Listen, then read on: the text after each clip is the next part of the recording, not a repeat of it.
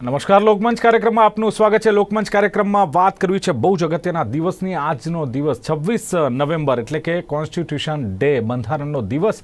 અને બંધારણનો દિવસ એટલે બંધારણને આપણે યાદ કરવું જોઈએ, કારણ કે બંધારણથી આખો દેશ ચાલે છે। અને જે પ્રમાણે કહેવાય છે ને કે એકમાત્ર આપણું બંધારણ કે જે 26 જાન્યુઆરી 1950ના રોજ લાગુ થયું અને ભારત પૂર્ણ લોકશાહી દેશ બન્યો। આમ જોવા છીએ તો ફાઇનલ ડ્રાફ્ટ માટે જે 2 વર્ષ 11 મહિના અને 18 દિવસનો સમય લાગ્યો હતો અને 26 નવેમ્બર 1949માં ફાઇનલ જે ડ્રાફ્ટ હતો એ તૈયાર થયો હતો। આ ડ્રાફ્ટ કમિટીમાં જે મેમ્બર હતા 284 મેમ્બર હતા, એમાં 15 મહિલાઓ પણ હતી। 2 મહિના બાદ એટલે મેં કહ્યું એમ 26 જાન્યુઆરી 1950ના રોજ બંધારણ અમલમાં આવ્યું। ડ્રાફ્ટિંગ કમિટીના ચેરમેન ડૉક્ટર બાબા સાહેબ આંબેડકર રહ્યા હતા। એમની શ્રદ્ધાંજલિ રૂપે પણ 26 નવેમ્બરનું સેલિબ્રેશન કરવામાં આવે છે। અને એકમાત્ર વિશ્વનું આ કોન્સ્ટિટ્યુશન કહેવાય છે, બંધારણ કહેવાય છે, જે હસ્તલિખિત છે। અને જો ડીપમાં વાત કરીએ તો ખાસ જે લેખિત સિદ્ધાંતો છે, અનેક ઉદાહરણો છે, એ એક સમૂહ છે બંધારણમાં। અને ધર્મનિરપેક્ષ પ્રજાસત્તાકને સંસદીય પ્રણાલી ધરાવનાર દેશ છે।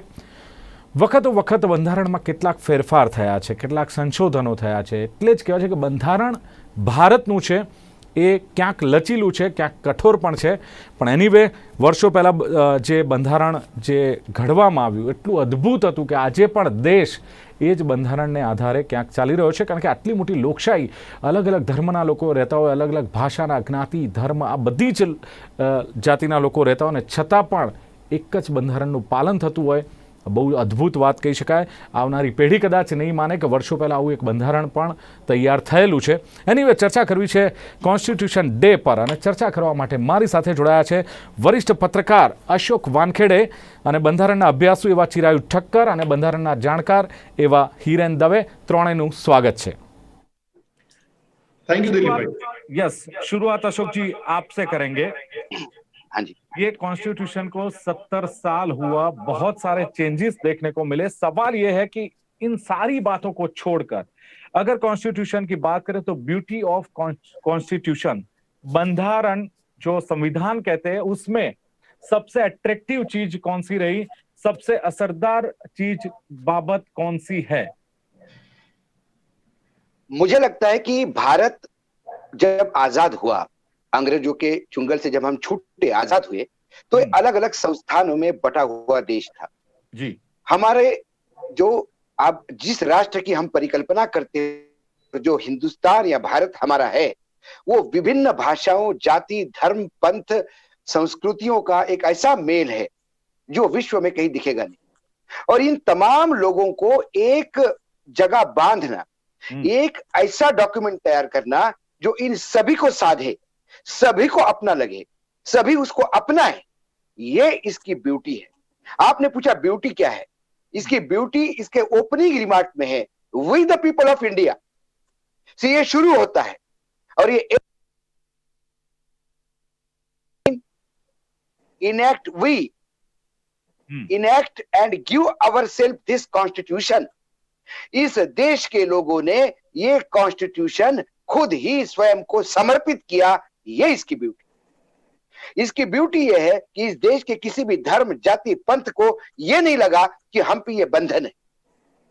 इस देश के किसी संस्कृति, बोली को ये नहीं लगा कि हम पे बंधन है। समय के साथ समाज बदलता है, समय के साथ प्रश्न बदलते हैं, समय के साथ चैलेंजेस बदलते हैं। उसके तहत इसमें कई अमेंडमेंट्स भी हुए, 104 अमेंडमेंट हुए। सही गलत ये चर्चा का विषय हो सकता है, लेकिन इतना होने के बाद भी आज ये संविधान हमें वो अधिकार देता है जो विश्व में कई देशों में वो अधिकार नहीं मिलते। हमारे यहाँ महिलाओं को वोटिंग शायद सबसे पहले था, कोई सोच भी नहीं सकता था, बड़े डेवलप्ड नेशन ये नहीं कर सकते। हमारे यहाँ आदिवासी हो, गरीब हो, पिछड़े जाति के हो, भलाई समाज में लोग बटे हुए थे, लेकिन संविधान ने ऐसा एक छाता खोला जिसके नीचे सब समान हो गए। ये संविधान क्या नहीं देता?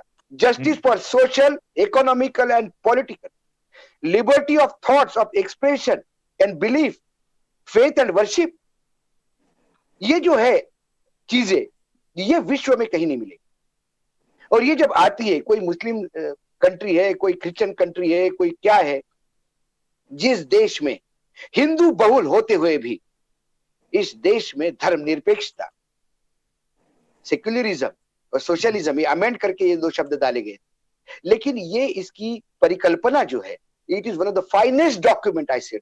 ये ऐसा एक डॉक्यूमेंट है जो वर्ल्ड में इसका कोई सानी नहीं, और 135 करोड़ लोगों को आज भी बांध के रखा है, इतने 75 साल बाद भी, ये इसकी भी। फिर भी अशोक जी कहना पड़ेगा कि धर्म निरपेक्षता की बात आपने की, पर धर्म निरपेक्षता के आगे कुछ जोखिम फिलहाल लग रहा है। हालांकि अभी जो चल रहा है राष्ट्रवाद, हिंदूवाद, उसके जरिए आप देख सकते हैं कि सही में धर्म निरपेक्षता के आगे कई सारे चैलेंजेस भी है, जोखिम भी लग रहे हैं।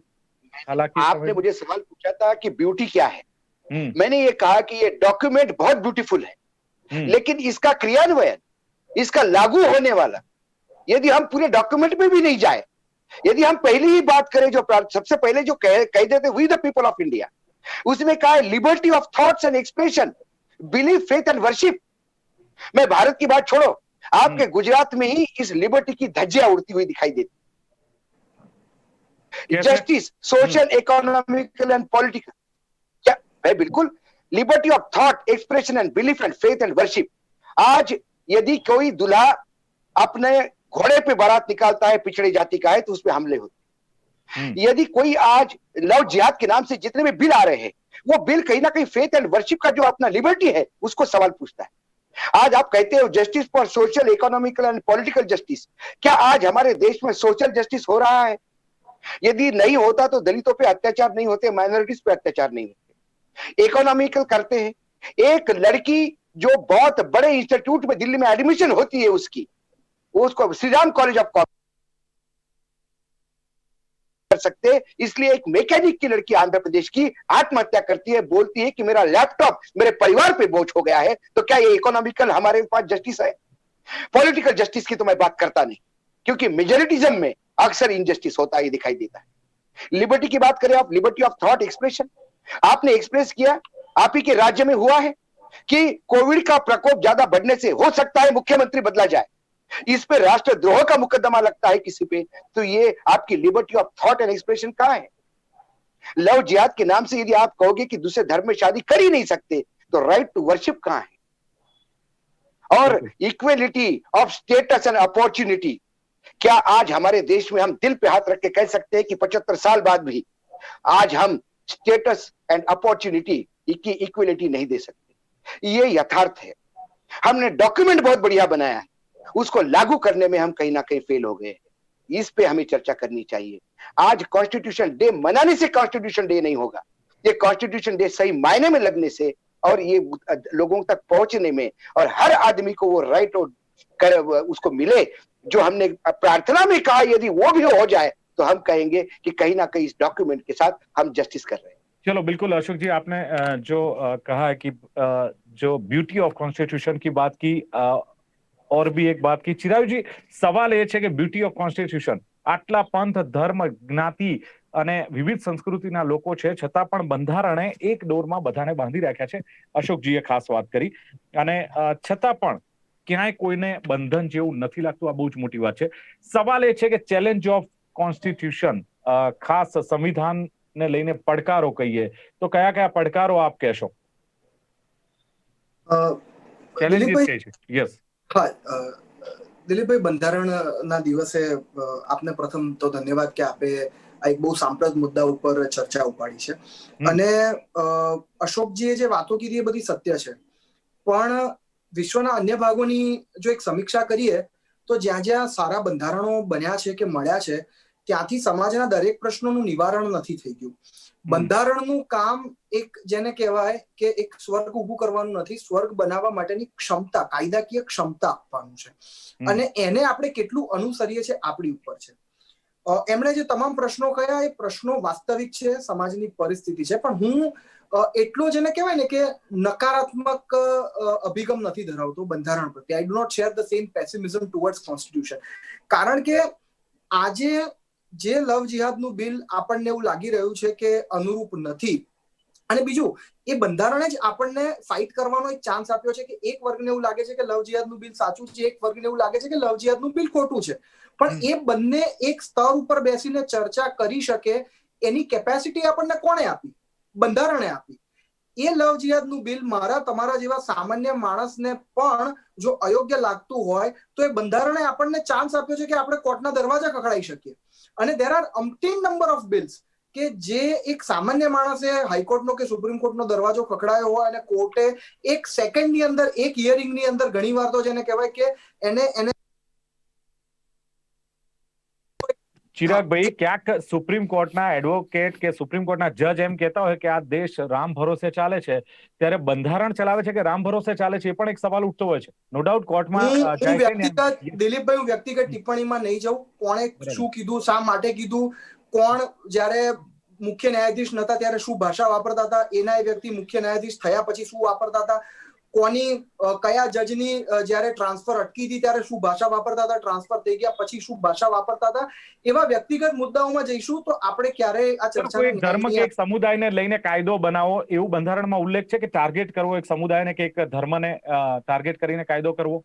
બંધારણમાં સમાનતાનો અધિકાર છે ચિરાગભાઈ. બધા એટલે જ બંધારણની એરણ ઉપર દરેક કાયદાને મૂકવામાં આવે છે. ને કેટલા એવા કાયદાઓ છે કે જે એક વ્યક્તિ વિશેષ માટે, એક ધર્મ વિશેષને ટાંકીને બનાવેલા હોય અને સુપ્રીમ કોર્ટે એને બનાવી દીધા છે. આપણે પ્રી મેચ્યોર અવસ્થાએ વાત કરીએ છીએ. હજુ તો કાયદાનું મૂળ પ્રારૂપ પણ આપણે જોયું નથી અને આપણે સંવિધાનને દોષ દેવા માટે દોડી નીકળ્યા છે. એ અતિશય નકારાત્મકતા મને દેખાય છે. કારણ કે ઇક્વાલિટીનો રાઈટ આર્ટિકલ 1921 ની અંદર આપેલો છે. હજુ આને કાયદાને બનવા દઈએ, આપણે સુપ્રીમ કોર્ટમાં જવા દઈએ, સુપ્રીમ કોર્ટના જજો એને શું કહે છે. There is a long process, જેને ડ્યુ પ્રોસેસ ઓફ કોર્સ કહેવામાં આવે છે. It tax time. એટલે બહુ વહેલું છે આપનું કેવું. બહુ વહેલું છે. Yes, exactly. કોઈ વ્યક્તિ આવીને કાલ સવારે પ્રેસ કોન્ફરન્સ કરી દીધી અને કીધું ભાઈ જેટલા વ્યક્તિઓ દિલીપ નામના હશે બધાને હું જેલમાં નાખી દઈશ, એટલે શું પછી આપણે એવું માનવાનું બંધારણ ખોટું છે? બંધારણનું જો લેખાજોખા જો આપણે આવી નાની નાની વસ્તુઓથી કરીશું તો જે બંધારણની ઓરિજિનલ બ્યુટી છે અને જે કેપેશિયસ નેચર ઓફ બંધારણ છે એને હ્યુમન કેપ્રિશિયસ નેચર સાથે આપણે ના સરખાવીએ. આ બંધારણના મૂળ અગેન બહુ ઊંડા જાય છે. આની કલ્પના અને અભિવ્યક્તિ 1855 ના સ્વરાજ્ય બિલથી થતી આવી છે અને ત્યારથી લઈને લેયર્સ ઓફ ઇન્ટરેક્શન્સ આપણા અનુભવોથી, જેમ હમણાં જ એમણે કીધું અશોકભાઈએ કે 104 થી પણ વધારે જેને કહેવાય કે બંધારણની અંદર કોન્સ્ટિટ્યુશનલ એમેન્ડમેન્ટ્સ થઈ ચૂક્યા છે અને ઓલ ધોઝ એમેન્ડમેન્ટ્સ એ આપણા constitution is a living document. Constitution ઉપર પહેલા કોઈ વિદેશી નિષ્ણાત હતા, એમણે જે ટિપ્પણી કરી અને એમાંય તે ભાઈ આપણા શું કહેવાય અત્યારે જે સુપ્રીમ કોર્ટના જજ વકીલ છે બહુ નામી રાજીવ ધવન, એમના પીએચડી સુપરવાઇઝર હતા જેએમ ડંકન ડેરેક. એમણે એવું કીધું કે beauty of Indian constitution is it is a living document અને એની અંદર હ્યુમન સોસાયટીના જે એક્સપિરિયન્સીસ છે, the best of experiences of a multicultural society are incorporated in the amendments of this constitution. એટલે એ જે બ્યુટી છે, એ જે બંધારણના અનુભવો આપણા ઉમેરાતા ગયા છે, એ અનુભવો આપણે જ આપણી સોસાયટીનું રક્ષણ કરીએ છીએ અને રક્ષણ માટેના કલમો આપણે ઉમેરતા જઈએ છીએ. હું આવું આપની પાસે, બિલકુલ ચિરાગભાઈ, હું આપની પાસે આવું છું, પરંતુ હિરેન દવે મારી સાથે છે. હિરેનભાઈ, સવાલ એ છે કે અભિવ્યક્તિની સ્વતંત્રતા, સમાનતાનો હક બંધારણમાં છે, તમામ ભારતીયોને આ હક આપ્યા છે, એનો ઉલ્લેખ કરવામાં આવ્યા છે. લાગે છે કે એમાં સમયાંતરે ક્યાંક એને શાર્પ કરવાની જરૂર છે, ક્યાંક સુધારો કરવાની જરૂર છે, કારણ કે અભિવ્યક્તિની સ્વતંત્રતા, સમાનતાનો હક, આનો ક્યાંક યુઝ, ક્યાંક મિસયુઝ જોવા મળી રહ્યો છે. હિરેન, ભારતનો આજે સંવિધાન દિવસ છે અને આપના ચેનલના માધ્યમથી તમામ દર્શકોને એના માટે હું ખાસ શુભેચ્છાઓ પાઠવું છું. સંવિધાન દિવસ વિશે આપણે જો એની વાત કરીએ તો આપણા જે અત્યાર સુધીની આપણે અનુભવો જોઈએ તો it is a mix bag. ક્યાંક આપણે એવું ઘણી બધી સફળતા પણ મેળવી છે બીકોઝ બ્રિટિશ સામ્રાજ્યમાંથી 62 દેશો આઝાદ થયા અને એમાં ભારત જેવા કેટલાક જ દેશો છે કે જેણે બનાવેલું સંવિધાન આટલા વર્ષો ચાલ્યું છે. તો એવા દ્રષ્ટિકોણથી આપણે જોઈએ તો ક્યાંક આપણને સફળતા મળી છે.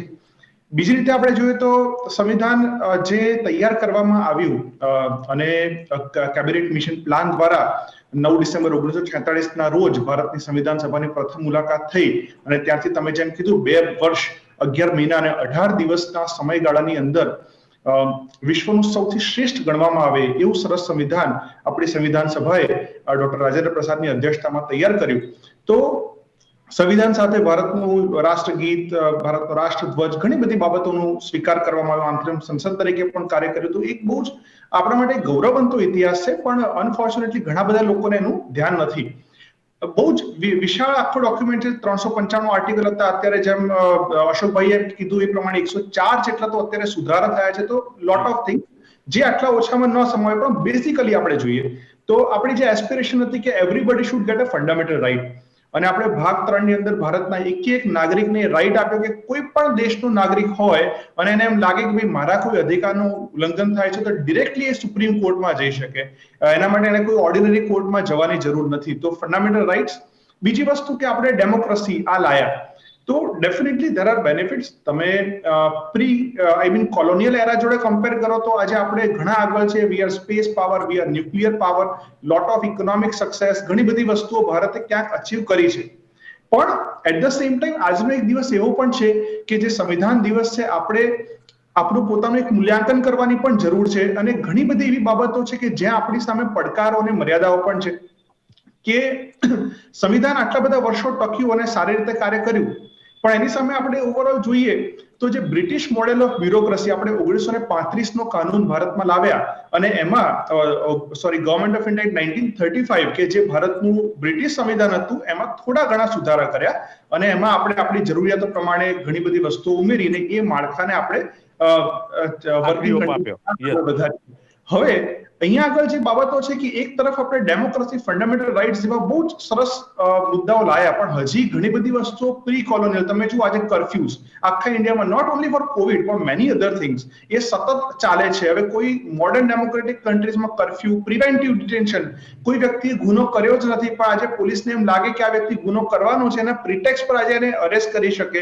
ઇમરજન્સીસ કે જો સરકાર ઈચ્છે તો રાષ્ટ્રીય કટોકટી, ચલો યુદ્ધ જેવી બાબતોથી તો ઠીક છે, પણ જેમ ઇન્દિરા ગાંધીની કટોકટી ને ઘણા બધા ખોટા બાબતો હતા રાજકીય, આપણે જાણીએ છીએ.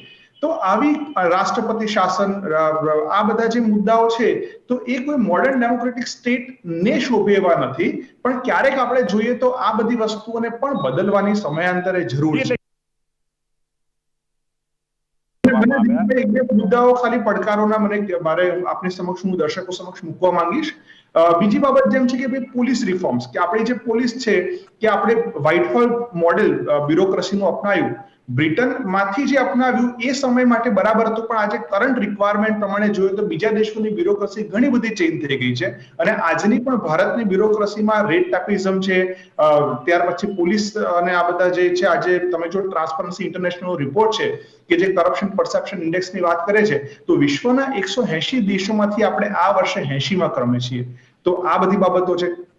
એક તરફ આપણે ઇલેક્શન્સ લાયા છીએ, પણ ઇલેક્શનની અંદર અત્યારે હાલમાં છેલ્લે તમે કોઈ પણ ઇલેક્શન, પણ જનરલી બિહાર ઇલેક્શનમાં એક નોન પાર્શિયલ રિપોર્ટ તમે જુઓ કે ADR, association four democratic reforms, બહુ જ સરસ રિપોર્ટ આપે છે. એને જે આંકડા આપ્યા કે બિહાર ઇલેક્શનની અંદર જેટલા કેન્ડિડેટ છે એમાં લાસ્ટ એસેમ્બલીમાં 51% ક્રિમિનલ કેસીસ હતા. આ વર્ષે અત્યારના કેન્ડિડેટમાંથી 68%ની સામે સિરિયસ ક્રિમિનલ કેસીસ, જેમાં રેપ, મર્ડર, કિડનેપિંગ જેવા કેસીસ છે. અને 282 કરોડના તો ઇલેક્ટોરલ બોન્ડ્સ વેચાયા. તો ઇલેક્શનની અંદર કોર્પોરેટ ફંડિંગ એટલું મોટા પાયે છે. ओके ओके ओके अब अशोक जी, बिल्कुल हिरेन भाई, अशोक जी, सवाल ये है कि आर्टिकल 14 राइट ऑफ इक्वालिटी सबसे चर्चास्पद आर्टिकल कहा जा सकता है, क्योंकि इतनी बड़ी लोकशाही में अलग अलग ज्ञाति, धर्म, पंथ और संस्कृति के लोग रहते हैं, और सभी को मतलब ये आर्टिकल से जोड़ना एक चैलेंजिस है, क्योंकि इसका भी यूज मिसयूज हुआ है। अशोक जी, देखिए, मैं अभी सब वक्ताओं को सुन रहा था, मुझे ऐसा लग रहा है कि कहीं ना कहीं थोड़ा मिसअंडरस्टैंडिंग है। कॉन्स्टिट्यूशन पे तो सवाल ही नहीं उठता। It is one of the finest document, यह सबसे बेहतरीन डॉक्यूमेंट है विश्व का, जो भारत का कॉन्स्टिट्यूशन। एक अच्छा डॉक्यूमेंट होना, एक मर्सिडीज आपके पास है, बहुत अच्छी गाड़ी है, लेकिन यदि वो आपको चलाए रोड पे ठीक तो ठीक है, यदि आप उसको लगातार लोगों को मारते हुए चले जाएंगे तो फिर उसका कोई उपयोग नहीं है। मेरा कहना है कि ये जो कॉन्स्टिट्यूशन है, इसको जब हम एडॉप्ट करते हैं, इसके ट्रू स्पिरिट में हम एडॉप्ट कर पाए क्या 75 साल में? राइट टू इक्वलिटी हम कहते हैं, लेकिन किस इक्वलिटी की बात करते हैं? यहाँ तो जो इक्वलिटी की बात है वो तो बाकायदा स्टेटस एंड अपॉर्चुनिटी है। क्या सबको अपॉर्चुनिटीज मिल रही है? क्या रूरल और अर्बन में एक गैप नहीं है? 75 साल बाद हम ये कर नहीं पाए। क्या जाति धर्म को लेकर जात नहीं है? मैं मानता हूं कि किसी ने कहा कि लव जिहाद का तो अभी फॉर्मेट ही लोगों को पता नहीं, लेकिन ये बिल यदि लागू हो रहा है तो इसकी सजा का तो अमाउंट आ गया कि आपको 10 साल की सजा होगी, लेकिन उसके फॉर्मेट क्या है ये पता नहीं। केरल गवर्नमेंट ने एक नया बिल लाया है। उन्होंने केरल पुलिस एक्ट 222 2020 अमेंडमेंट किया है। उसमें धारा 118 ए जोड़ी है। उसमें राइट टू एक्सप्रेशन पे बहुत बुरी तरह से अंकुश लगाया गया है। बाद में इतना विरोध हुआ कि केरल गवर्नमेंट वो एक्ट वापस ले रही है। मेरा सवाल सिंपल सा ये है, मैं लव जिहाद एक एग्जाम्पल इसलिए लेता हूं, कोई धर्म के खिलाफ नहीं, लेकिन यदि कोई जबरदस्ती किसी का धर्मांतर करके शादी करता है तो उसके लिए एक्ट पास करने की जरूरत नहीं है। इस देश के कानून में उनको बाकायदा न्याय मिलने की प्रक्रिया है, उसके लिए अलग कानून नहीं। जब आप एक अलग कानून करते हो तो फिर उस प्रश्न वो है, मेरा कॉन्स्टिट्यूशन के खिलाफ नहीं है। और हम बार बार जुडिशरी की बात करते हैं, हमारे साथ एक वकील भी है। क्या हमारे यहाँ जजेस इसी संविधान की अलग अलग परिभाषा नहीं करते समय समय के साथ? अभी अभी हाल ही में आर्टिकल 32 के तहत जब सुप्रीम कोर्ट में कोई जाता है तो एक जज आर्टिकल 32 की मान्यता को देते हुए एक जर्नलिस्ट को तुरंत इंटरिम बेल देता है। उसके 2 दिन बाद chief justice of the supreme court वही कहते हैं कि आर्टिकल 32 का जरूरत से ज्यादा लोग उपयोग लेने लगे हैं, इसको कहीं ना कहीं कटल करना चाहिए। ये जो definition of constitution, definition of law जो समय समय के साथ बदलता है और कहीं ना कहीं इसमें सत्ता में जो लोग होते हैं उनका रोल होता है, ये हमने देश के आजादी से लेके 2020 तक आज तक देखा है। कांग्रेस ने भी बहुत उपयोग करवाया। અશોકજીની વાત तो એવી ये છે कोई યસ અશોકજી, સમયની મર્યાદા ચિરાગભાઈ, સવાલ એ છે કે અશોકજીને કહેવું એમ છે કે કોઈ પર્ટિક્યુલર પાર્ટીની વાત નથી, પરંતુ જે પોલિટિકલ પાર્ટીઓ દ્વારા બદલાવ લાવવામાં આવે છે, ખાસ ઇક્વાલિટી બંધારણે આપી છે તમામને, રાઇટ ઓફ ઇક્વાલિટી જે આર્ટિકલ 14 છે, પ્રોપર પાલન થઈ રહ્યું છે? આપણે લાગે છે જે પ્રમાણે અશોકજીએ કહ્યું કે અલગ કાયદો બનાવવાની જરૂર નથી, બંધારણમાં બધું જ છે, તમે કાનૂની કાર્યવાહી કરી શકો છો, તમે નીચલી કોર્ટથી લઈને હાઈકોર્ટ, સુપ્રીમ કોર્ટ સુધી પણ તમને ન્યાય મળી શકે છે। હું બે જ વાત કહીશ। જે અશોકજી વાત કહી રહ્યા છે એ વાત નવી નથી।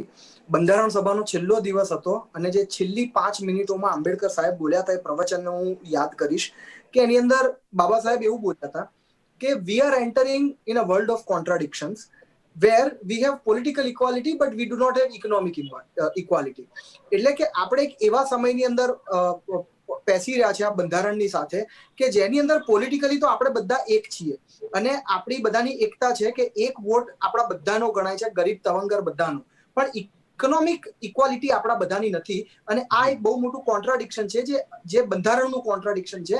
અને એ નેતાઓએ, રાજકીય નેતાઓએ through public policy, through governance એમણે જેને કહેવાય કે સત્તા દ્વારા આ વસ્તુનો સુધાર કરવાનો છે। હવે એ સુધાર કર્યો કે ના કર્યો, કરી શક્યા કે ના કરી શક્યા એક અન્ય ડિબેટ છે, પણ બંધારણે એમને એ કરવા માટેની સુગમ સુવિધા આપી એ હકીકત છે। એટલે therefore I am not blaming the document. નેતાઓ તમે એવા પકવે એમાં બંધારણ શું કરે? બાબત નંબર 1। सॉरी, वही मैं कह रहा हूँ, डॉक्यूमेंट संविधान के खिलाफ कोई बात नहीं, संविधान बेहतरीन है, उसका लागू नहीं हो रहा है। ये we both are on the same page that the document is capacious enough, but you have not produced that breed of netas that can actually implement them।